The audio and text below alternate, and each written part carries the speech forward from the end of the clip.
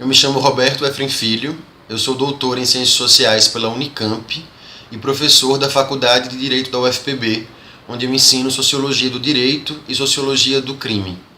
Eu sou advogado de formação, mas já há algum tempo estou mais próximo das ciências sociais e preocupado com os estudos sobre violência. Eu desenvolvi uma pesquisa de doutorado sobre narrativas sobre violência e o modo como essas narrativas sobre violência são constituídas por relações de classe, de gênero, de sexualidade e de racialização reciprocamente constituídas. E foi a partir disso, dessa pesquisa, que eu cheguei ao artigo que agora está no dossiê dos Cadernos Pagou. O artigo chamado A Reivindicação da Violência, Gênero, Sexualidade e a Constituição da Vítima. Esse artigo ele parte da análise de um caso, das narrativas sobre um caso de desaparecimento, estupro e assassinato de uma adolescente, filha de uma sindicalista rural, que eu chamo de Emília. Esse caso aconteceu numa cidade chamada Rosário, que eu chamo ficcionalmente de Rosário, localizada próxima a Campina Grande, na Paraíba. O objetivo do artigo é o de entender, antes de mais nada, como se dá o processo de constituição da vítima, ou como se dão as disputas em razão da possibilidade de uma vítima ser compreendida como vítima. Como relações de gênero e de sexualidade, por exemplo, perfazem os conflitos em torno dessa vítima. A ideia do artigo, portanto, é a de garantir que se compreenda que essa vítima ela é tramada em disputas e em conflitos e que, portanto, ela não é óbvia. E essas disputas em torno da constituição da vítima são também acionadas a partir do modo como a violência acaba sendo uma linguagem e uma estratégia importantes para a feitura dessa disputa. Então, o modo como as integrantes de um comitê que se reúnem para disputar a possibilidade de aquela menina desaparecida ser compreendida como uma vítima acionam narrativas sobre violência para disputar aquele cenário político e, portanto, a justiça, ou o que aquelas pessoas compreendem como sendo justiça naquele caso. E ao reivindicar a violência como uma estratégia de disputa pela constituição da vítima como compreensível no lugar de vítima, os movimentos ou as militantes, as pessoas engajadas nessa disputa, costumam desenvolver duas formas de táticas. A primeira me pareceu poder ser chamada de pranteamento coletivo do morto, dos mortos, daqueles que faltam e que precisam ser, num cenário público, pranteados para que tenham a sua vida reconhecida como uma vida digna de ser publicamente chorada.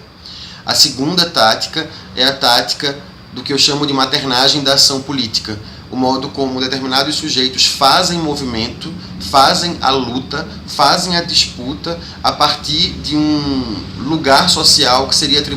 atribuído à figura da mãe. Então, são pessoas que fazem o possível e o impossível para reconhecer aquela vítima como uma vítima. O artigo contribui mais diretamente com os estudos sobre violência, especialmente com os estudos sobre violência e gênero, inclusive sobre o modo como a noção de violência é disputada e tramada em razão do gênero, e nessa contribuição se preocupa metodologicamente com tratar da violência na fricção com que não se compreenderá, porque as narrativas de violência costumam acionar o terror e o incompreensível para a feitura da política, nas disputas em que essas narrativas são movimentadas. E também, além dessa contribuição metodológica, há uma contribuição que é debitária diretamente, profundamente, das análises de Marisa Correia, a quem eu dedico o texto, análises que foram pioneiras para os estudos sobre violência e gênero no nosso país. Por exemplo, eu devo à análise de Marisa a crítica da relação entre os atos e os autos,